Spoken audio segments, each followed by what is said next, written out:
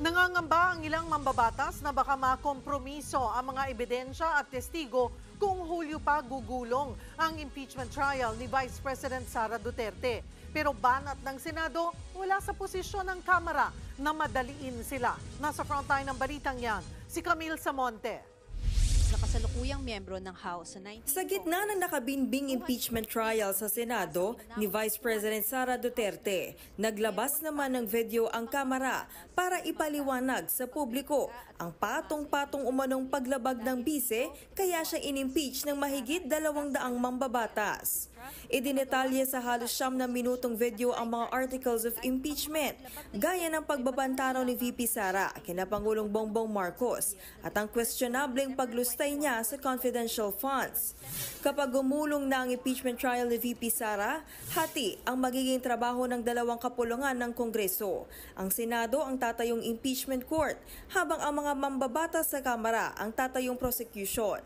Kaya kahit hindi pa pinal ang target na sa July 30 uumpisahan ng paglilitis, bumuo na ng impeachment secretariat ang Kamara para tumulong sa mga prosecutor para mas mapabilis ang kanilang trabaho.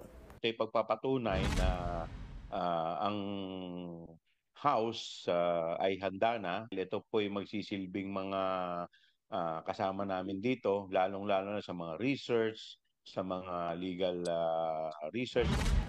Nangangamba naman si Chua kung aabutin pa ng 5 buwan bago gumulong ang impeachment sa Hulyo, posible raw kasing malagay sa alanganin ang mga ebidensya at manganib ang seguridad ng mga testigo. Yung tampering of evidence, isa po yan.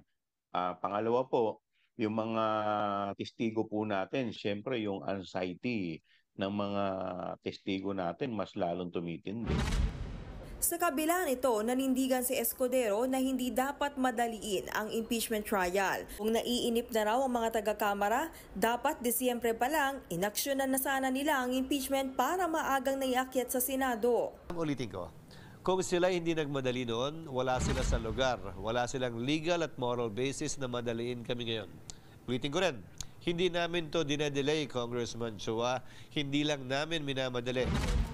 Nauna nang sinabi ni Congressman Chua na natagalan sa Kamara ang mga reklamo kay VP Sara dahil hinimay pa nila ito at nangalap pa sila ng suporta sa mahigit 300 kongresista.